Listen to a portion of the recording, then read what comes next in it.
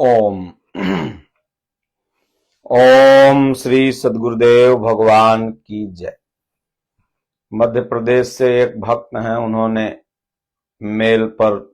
Mail ID पर पूछा है कि महाराज जी, मध्य प्रदेश के एक चर्चित कथावाचक हैं, महात्मा तो उन्हें नहीं कहा जा सकता, कथावाचक हैं, कौन मिश्रा, प्रदीप मिश्रा की क्या, वो कहते हैं कि एक लोटा जल सभी समस्या का हल। तो क्या भोलेनाथ को एक लोटा जल चढ़ा देने से मनुष्य की सारी समस्याएं खत्म हो जाएंगी? इस पर थोड़ा प्रकाश डाला जाए। तो आज की भगवत चर्चा में हम सब लोग इसी पर चर्चा करेंगे। विश्वनाथ मम नाथ पुरारी, त्रिभुवन महिमा विदित तुम्हारी।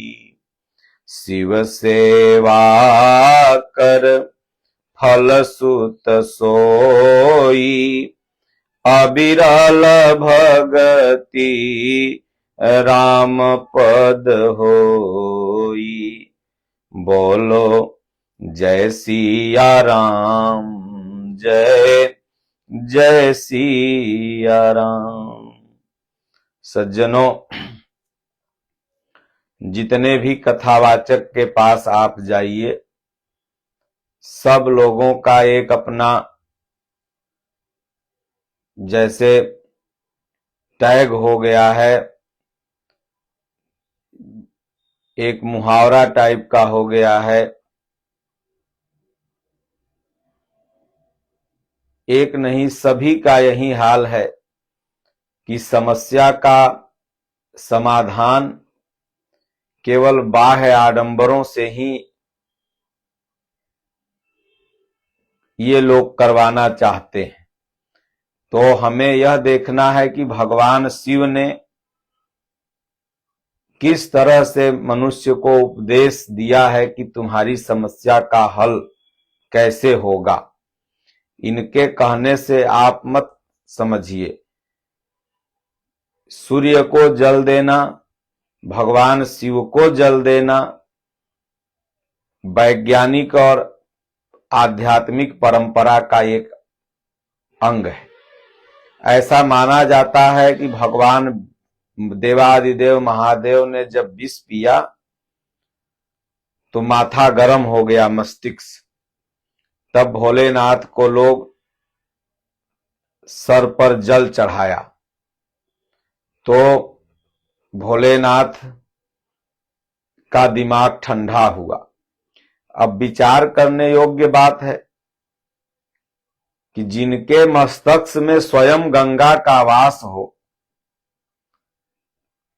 उनके मस्तक पर भला जलन कैसे? और जहां स्वयं गंगा जी विराजमान हो, पूरी धारा ही विराजमान है, वहां फिर एक लोटा जल कौन शीतलता प्रदान करेगा?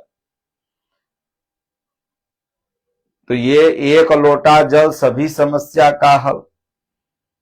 कोई कहेगा कि नारियल चुनरी 15 बार आके बांध दो, तुम्हारा सब अर्जी लग जाएगी। तो कोई कुछ, तो कोई कहता मैं हनुमान जी सिद्ध किए हूं, तो कोई कहेगा हम दुर्गा जी सिद्ध किए हैं, तो कोई कहेगा हम शिव जी को सिद्ध किए हैं। और जो किए रहता है वो कहता नहीं है। अधजल गगरी छलकत जाए। जो वास्तव में महापुरुष हैं, जो शिव स्वरूप हैं, वो कभी कहते ही नहीं। भगवान कृष्ण पूरी गीता में अर्जुन को इशारे इशारे में समझा रहे थे कि मैं योगेश्वर हूं, मैं करता हूं, मैं धरता। खुल करके भगवान कृष्ण भी नहीं बोल रहे। अब यहां एक पागल निकला है IITN बाबा, वो कहता है मैं भगवान हूं, मैं कृष्ण हूं। तो जो कह दिया वो कुछ भी नहीं है। अरे भगवान के सब अंश हैं। एक तरह से पूरी दुनिया भगवतमय है, ईश्वरमय है। ईश्वर अंश जीव अविनाशी, चेतन अमल सहज सुख राशि। तो ये समस्या का हल नहीं हो सकता। भगवान शिव ने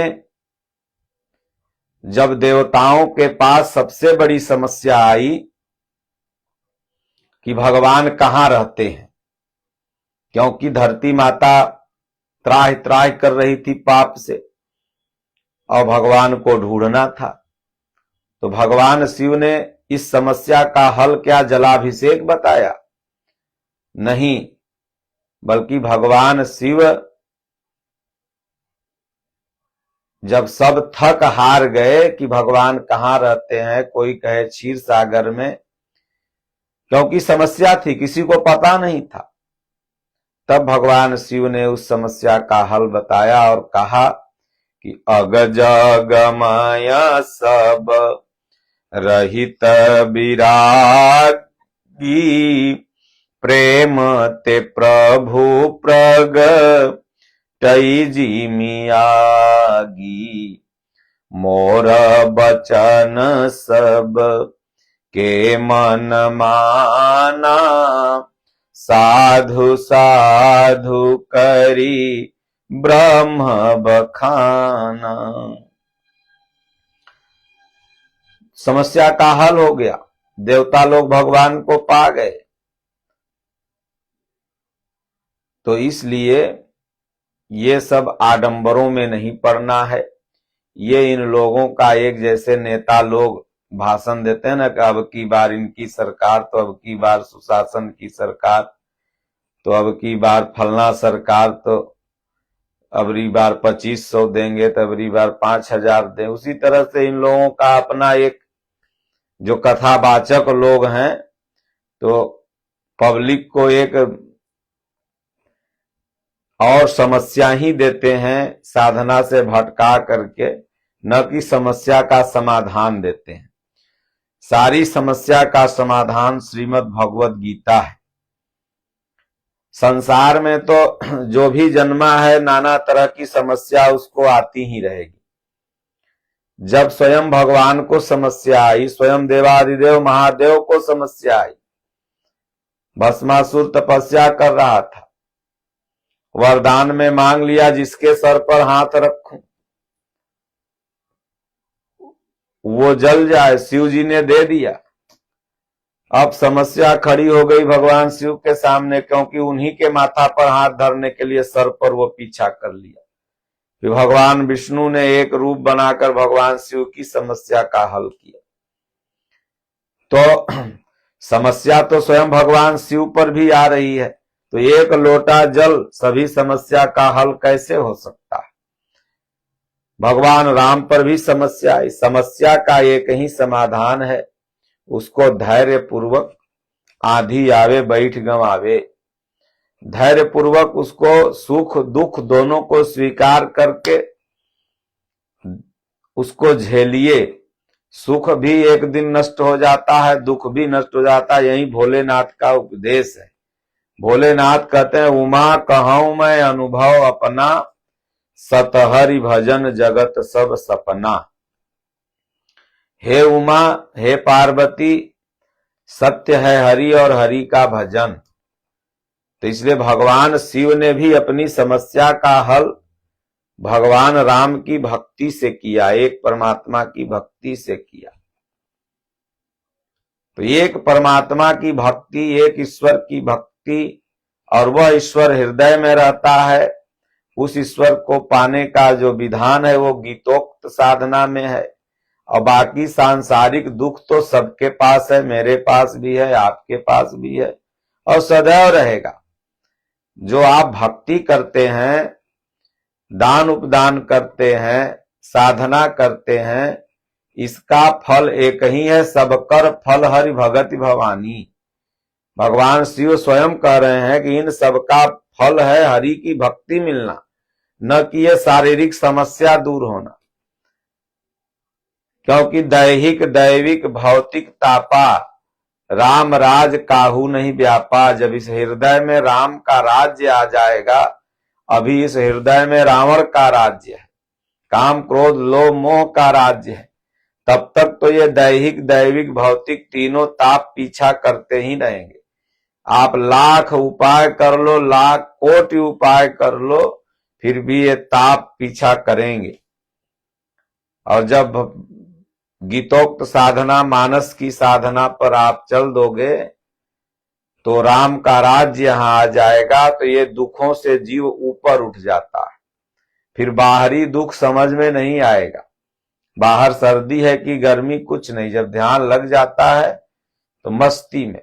दादा गुरु महाराज स्वामी जी से चित्रकूट में कहा करते थे, हो बड़ी हड्डी छेद देने वाली ठंड रहती थी, बांस के कोठी में जाके बैठ के भजन करते थे।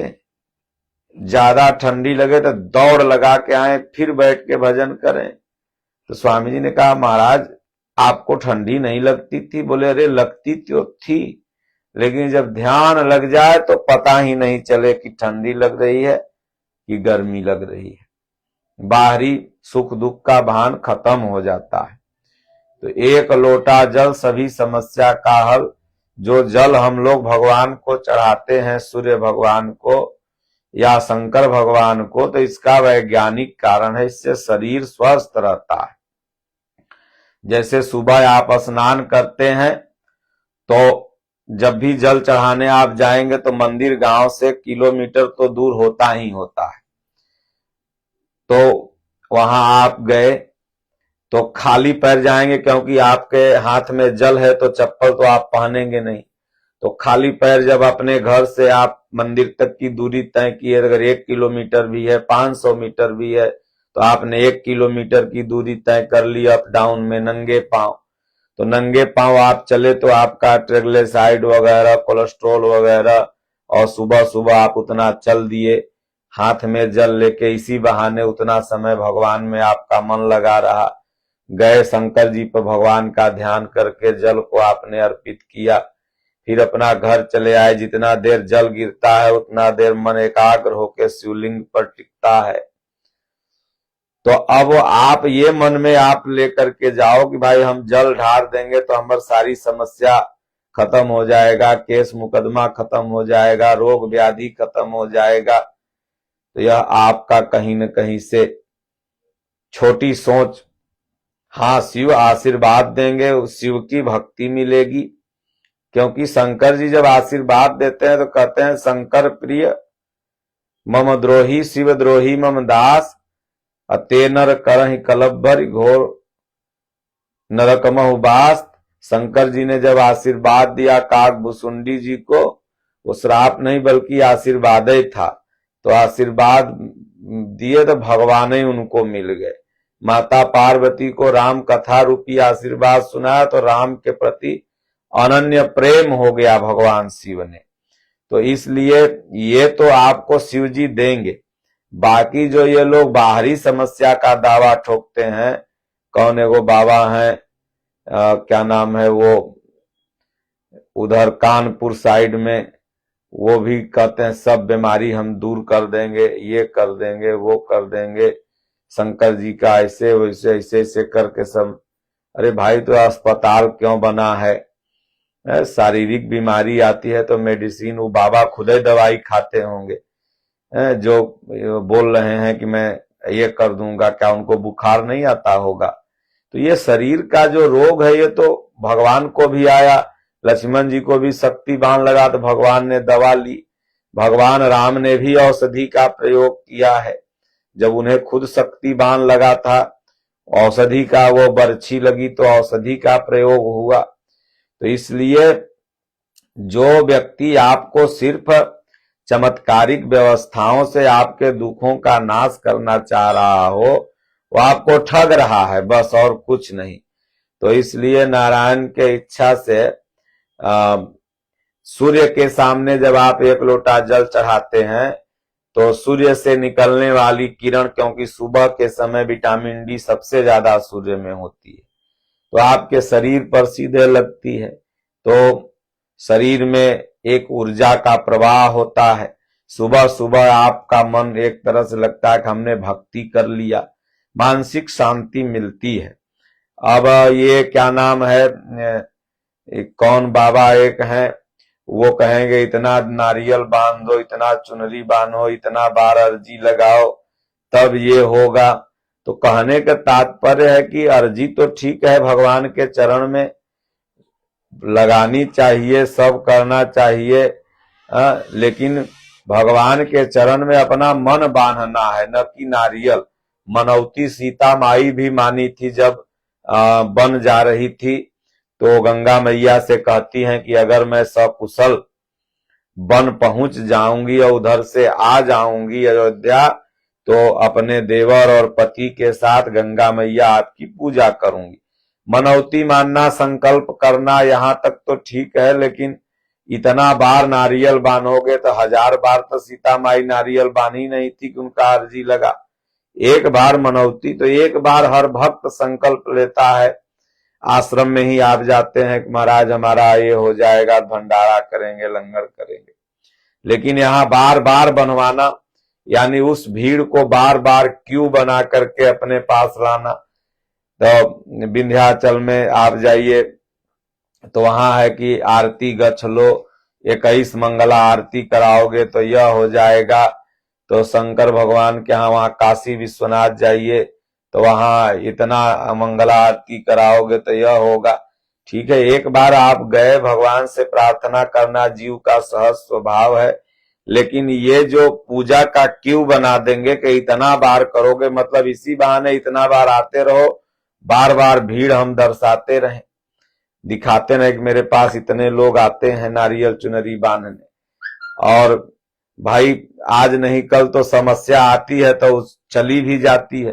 तो पता लगा 21 मंगल या 51 मंगल आप गए नारियल बांधे, तो अब 51 मंगल कौन ऐसी समस्या है जो चलेगी? उसका थोड़ा बहुत समाधान भी हो जाता है तो आपको लगेगा कि बाप रे हमने तो बांधा तो हो गया। तो जो गीता और रामायण समस्या का समाधान, सबसे बड़ी मनुष्य की समस्या है बार बार जन्मना, बार बार मरना, ये 84 लाख योनि की यातना करना, और इस समस्या से मुक्ति किसी कथावाचक के पास नहीं है, किसी भी तथा कथित अपने सब नाम के आगे बाबा लगा लेने वालों के पास नहीं। सब बाबा लगाए हुए हैं, लेकिन बाबा थोड़ी है। कथावाचक बाबा कैसे लगा सकता है? कोई महापुरुष ही बाप का बाप होता है, बाप के बाप को बाबा बोलते हैं। अब ये लोग कह रहे हैं कि हम बियाह करेंगे, लेकिन आगे बाबा शब्द लगा हुआ है नाम के, बियाह करेंगे और बाबो बने हुए हैं। तो कहने का तात्पर्य है कि भगवान के चरण में अपनी मन को बांधो। गोस्वामी जी ने कहा कि ये जो पूरा परिवार का रिश्ते नाते हैं, तो सब कर ममता ताग बटोरी, मम पद मनहि बाधु बरी डोरी, अस सजन मम उरबस कैसे, लोभी हृदय बसहि धन जैसे।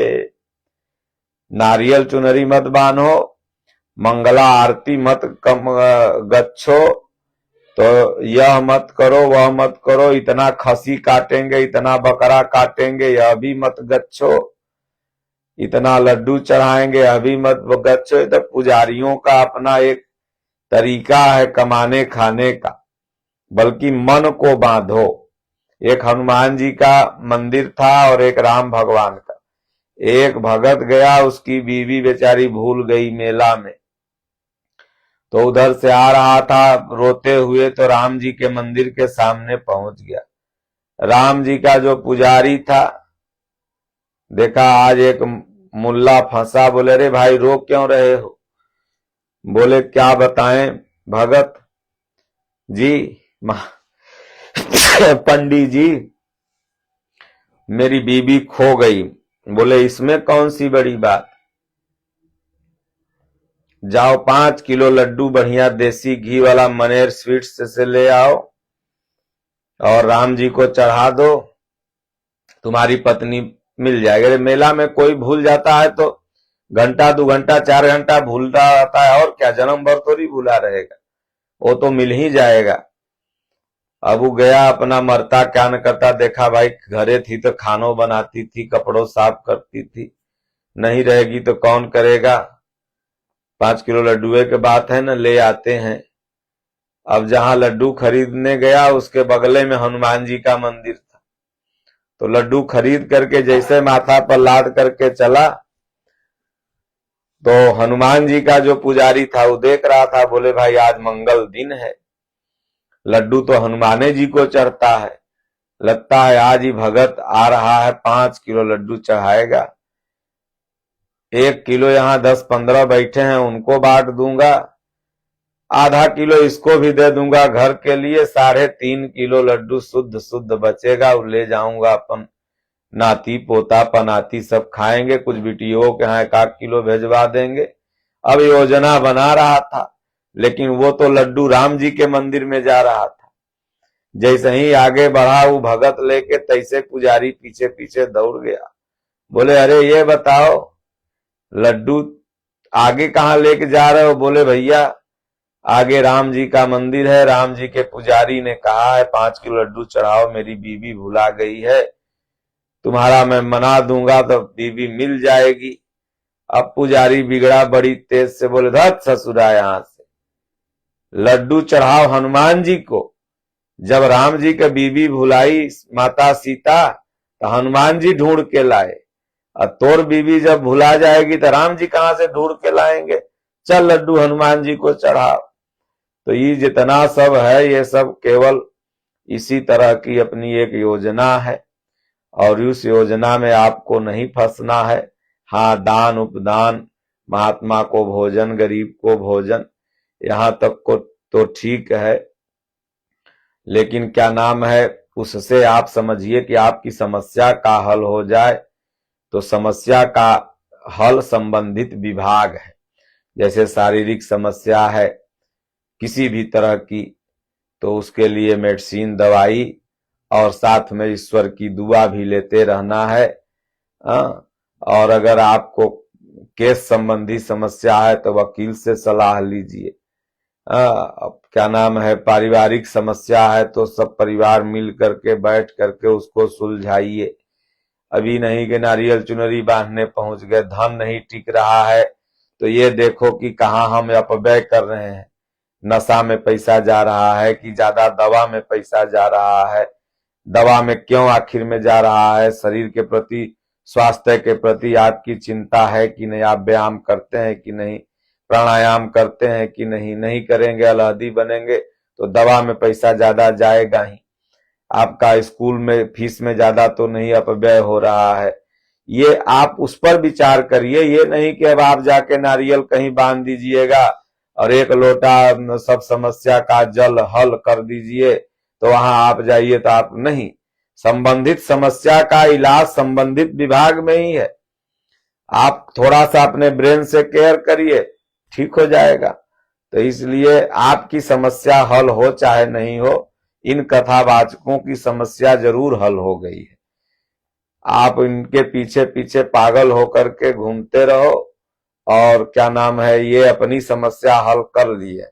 जो 10 बरस पहले साइकिल से भी नहीं चल पा रहे थे, आज वो हेलीकॉप्टर से चल रहे हैं, और वो गृहस्थ हैं, बिल्कुल गृहस्थ, 10-20 साल के नहीं बल्कि 2-4 साल के महात्मा हैं, अपने आप को बने महात्मा लगाए हुए हैं।